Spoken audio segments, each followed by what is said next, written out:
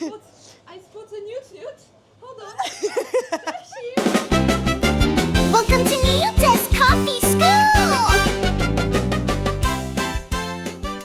We doing the thing? Yeah? Yeah, what do you do? What is cupping? This is a great question. And you know, all of this is just my experience, my knowledge. If anyone wants to come at me in the comments, please do correct me. I'm open to learning. So for me, cupping is when I get to see like the essence of the coffee, the pure soul, without the defects and without overstimulation of different ways of preparing it. The coffees in the same standardized way, always the same ratio of coffee to water, the same temperature of water, brew it for the same amount of time in order to just taste what's going on. If I'm a barista and I get a new coffee, I'm gonna cup it to see how the roaster roasted it, what were the flavors that I'm looking for, and then I'm gonna put it into my grinder and dial it into the espresso with those flavor notes in mind. If the coffee is very sweet, it's giving raspberries and apple pie. But when I'm dialing in the espresso, it's giving earthy. I know I need to change my recipe.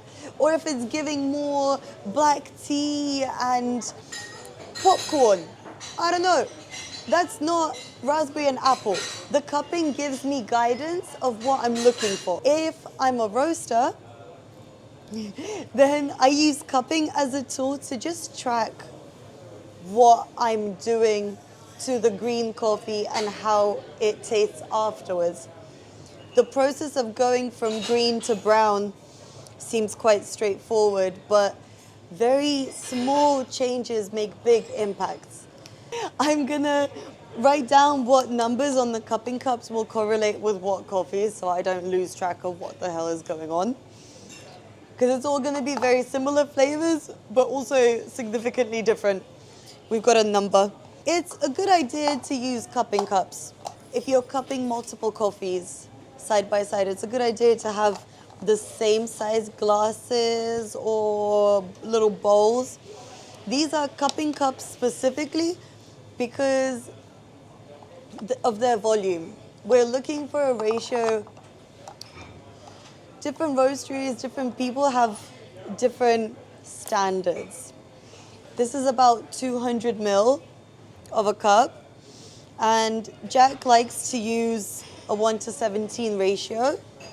So we're gonna divide 200 by 17 and get 11.7 grams of coffee. So in my nerdiest way, I'm gonna weigh out, grind coffee, and make sure after grind, every cup has 11.7 grams. And then I can fill it up to the top. What are you cupping today?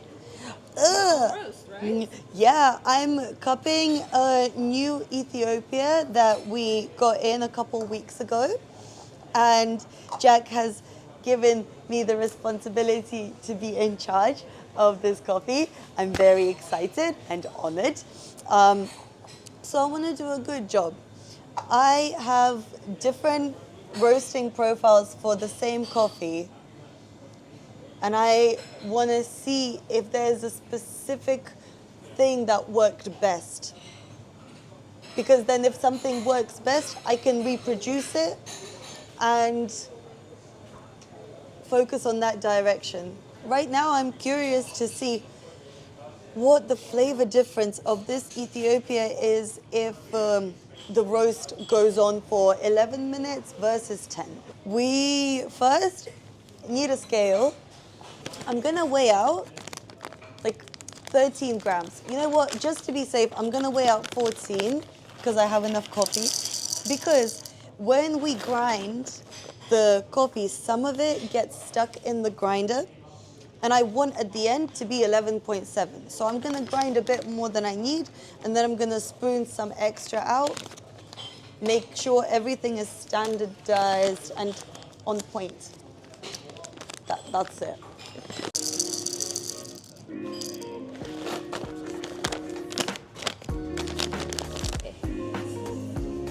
It's so easy to spill the beans, you know, to just keep pouring. I'm going to spill the beans. Yeah, I'm gonna spill all the beans, guys, no worries.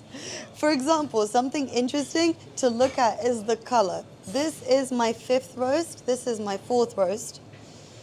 I don't know if you can see, but this one is a bit lighter than this one.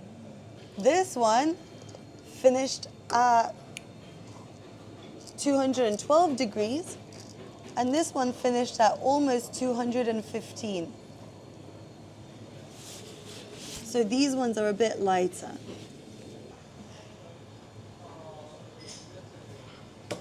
So now, okay, I've got all the coffee. Come with me to the grinder.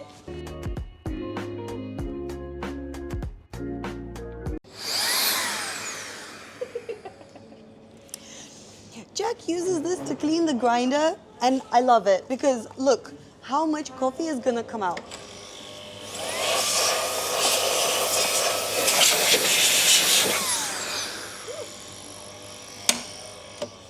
Some coffee always gets stuck in between the burrs, in the mechanism, and instead of grinding a few beans just to get rid of any previous beans, by doing this we reduce wastage, make sure everything comes out. It makes me feel like I can rely on the cupping process even more so that the coffee stays specifically as it is without getting mixed with without getting contaminated with other beans. Put the cup under.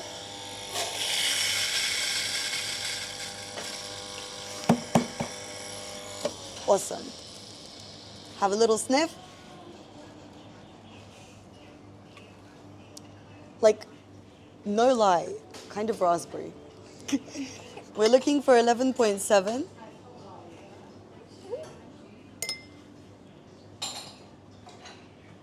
Delicious. 1 ready, 4 more to go.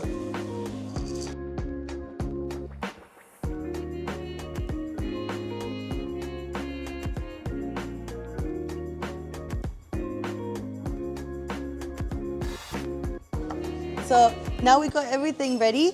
Follow me quickly before we do the cupping. But quickly, quickly. Do you see the color difference between coffee to coffee? If you can tell me which one looks the lightest in the comments, and anyone who gets it right, we're gonna like maybe do a little giveaway or something. Like an AeroPress. AeroPress is good. So, whilst I'm waiting for the kettle to brew, I thought we could talk a bit about water temperature because there are different ways of approaching it. For me, my main priority is how hard is my water. Because the way one of my managers explained back in the day to me is that when we give heat to water, we give more energy to the particles inside. So water, whatever is inside of the water, there's loads of molecules and particles and they're vibrating at a certain level. When we bring more heat, they start buzzing around more and they have more energy. At one point, they get so much energy, they become gas, right? The water starts evaporating at 100 degrees. When I'm brewing coffee, I'm usually looking at 88 to 97 degrees range. If I'm brewing coffee at home from like a standard Brita filter, that leaves the water pretty hard still. It takes some of the impurities out, but it leaves the water hard, especially in London, very hard water. So being mindful of that, there's quite a lot of things left inside of the water after the filtration. I bring my temperature down because if I make the temperature 96 degrees and there's a lot of things inside that are gonna bash around the coffee, it's easy to over-extract, to extract too much. And then we get the bitterness or some kind of muddy flavor that we don't like. On the contrary, so I would bring the temperature down. On the contrary, inside of a coffee shop, inside of Camden Coffee Roastery, we're using reverse osmosis water. So we're distilling the water completely and then remineralizing it with the right content that we decide. Custom. Custom. So if the water that we have here is pretty soft.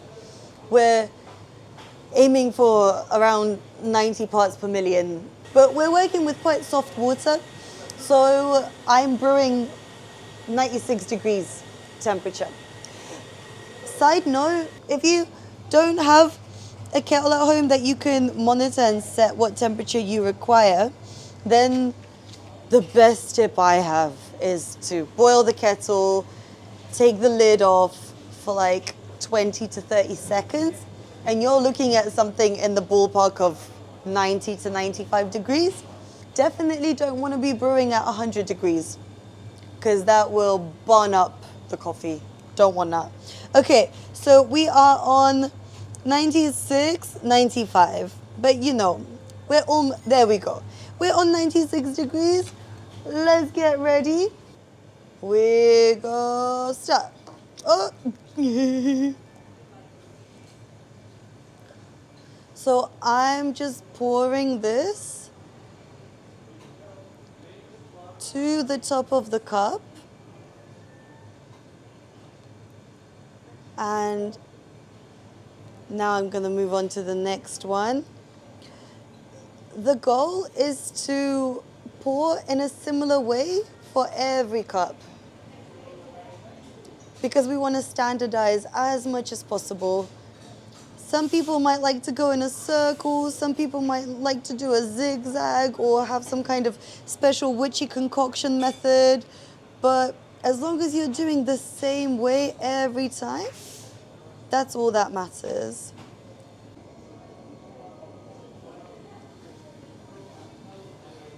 Minute mark. What are you doing? I'm breaking the crust and smelling. And it all smells quite the same, to be honest. This one smells a bit stronger though. Okay. So what does that do, breaking the crust? It finishes the brewing process and releases the aroma from the brewing process. It's the most concentrated smell that we get during the cupping process. Take your time. There's no rush and there's nothing to be stressed about. I remember I used to rush and be worried about making a mess or taking too long to clear one cup. But I think the more enjoyable and relaxing this process is, the better my brain works at analyzing all the intricate nuances of the coffees I'm tasting. It's like a life lesson, you know. If we're doing something and we're stressed or there's some kind of pressure, it's going to be so much harder to do it to the best of our ability. Cortisol gets in the way of clear thinking and the creative process, you know, because tasting, and it's a very creative right brain process, I think. But stress takes over the logic brain, the left side of the brain, and it's only one or the other that's kind of winning, you know? They can't be active at the same time. Okay, crust broken. Top coffee cleared. I'm just gonna wait for it to get to maybe like 11, 12 minutes, just to let it cool down a bit. And then I'm gonna taste, make notes, see what we're working with. Almost 11 minutes. I'm gonna see what's happening with the temperature. Maybe it's a bit too hot, but you know. We can do it. This is fine. A lot of the time, especially if there's a lot of cuppings going on. You can have an extra little cup to spit the coffee into if you don't want to over caffeinate yourself. I'm feeling ballsy today, so let's get it. The reason why I always rinse my spoon is to not contaminate coffee to coffee. We want to keep it as pure in its way as possible. Okay.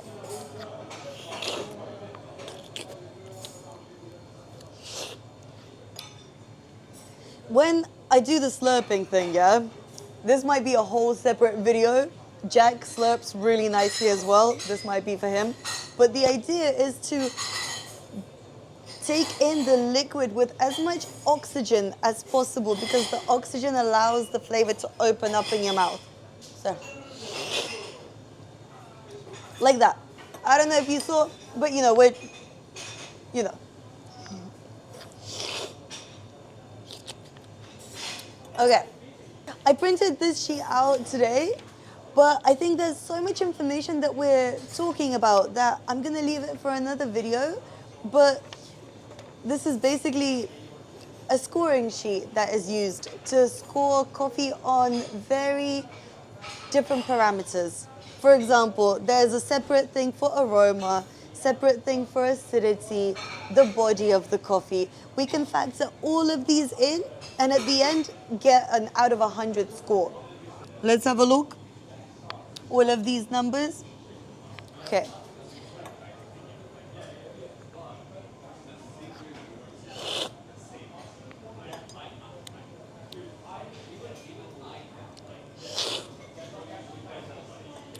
Oh, this one tastes more funky and sweet to me than that one. So I'm like, this Raspberry. is, yeah, for sure, raspberry, for sure.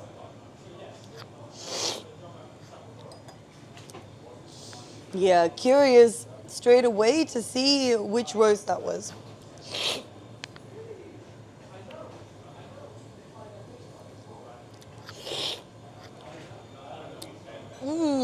Something interesting in this as well. Okay. I'm gonna wait for another 3 or so minutes. I'm gonna wait for the coffee to cool down more. Long story longer, the vibe of coffee is that we're talking about soluble compounds from solid coffee that go into the water. The solubility and the volatility of these compounds are all different. When the coffee is hot, we're finding more bitter, strong, heavy notes. As the coffee cools down, acidic, light, intricate flavors come through more often than not. Depends on the coffee. You know, if it was roasted and none of those nuances were left in the coffee, then of course we're not going to taste it. But I'm going to wait for it to get to about 18 minutes and taste again. Yeah, just like I expected. More sweetness and more acidity coming through. Still enjoying this one.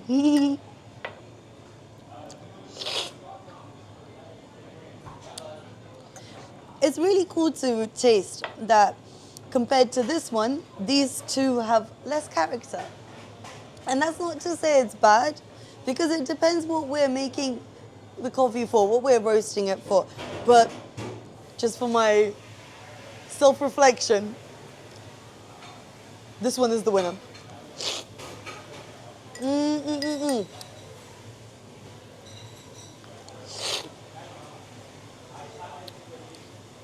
Wow. Okay.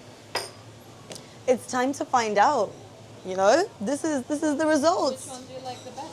I like this one the best, especially since all the yummy acidity came through even when it was quite hot.